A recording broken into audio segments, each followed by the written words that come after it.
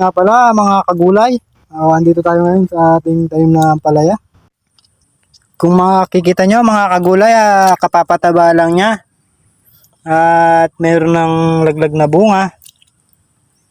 Ayan. Yan.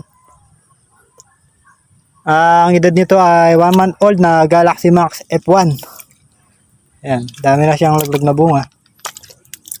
Ayan. Ayan, mga bungang puno. Ayan. Ayan mga kulay oh. Bungang puno.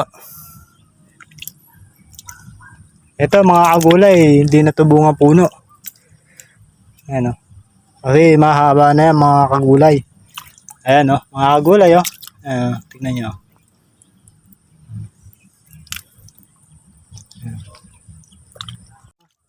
Mga kagulay, ayan, nagkakabit na tayo ng leteng sa kamatis kasi mahangin pag hapon at maulan. Yan ay kamatis natin, no? Malalaki na. Nabubol kasi pagka lang leteng.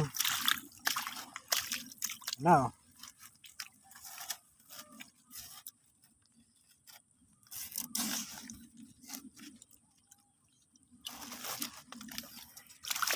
So, edad ng ating kamatis dito ay 25 days.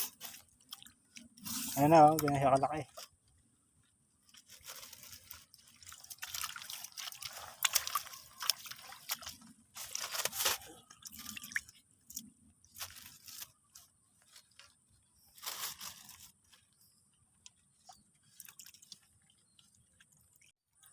Ayan yung ating unang tanim na kamatis.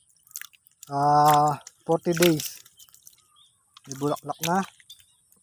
Ayan. Ayan. Malalaki na sila. Ayan o. Makikita nyo, marami ng bulaklak.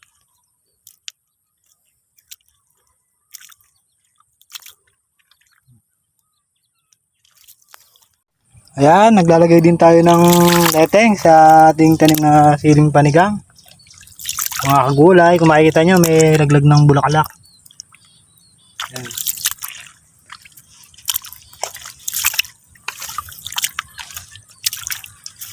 Nga pala, yung aking papa,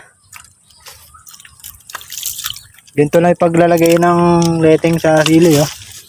Papaikot sa ating balag na ano, ginawa. Ayun o, ganun lang. Kasi malakas yung hangin pagkahapon. Ayun o, laglag ng bulaklak.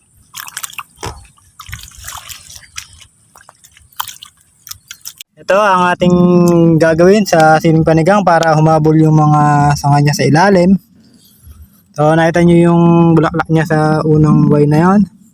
Ating tatanggalin para yung pataba na kakainin niya ay mapupunta dito sa mga sanga niya. O magtatanggal tayo ng unang bulaklak. Ibig sabihin, ayan o, dalawa-dalawa pa yung bulaklak minsan. Wala. Ayan o. Lagi ako ready. Makikita nyo sa isang linggo yung kakalabasan niya. Ayan.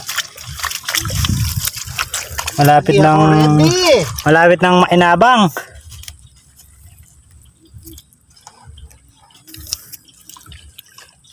O ayun yung dalawa kong kasama. Ayan yung papa ko. At ayun yung pare ko. Yun o. Kaway kaway. Ito pinakalabaw natin to mga kagulay. Para yung tubig niya hindi umaabot dito sa ating tanim. Ayan o. Makikita nyo. Ayun o.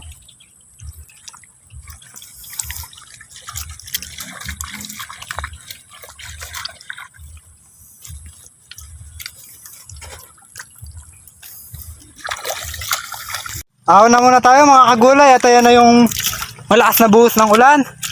So, pa-like and share na lang ng ating video, Kagulay Vlog. Thank you sa panonood.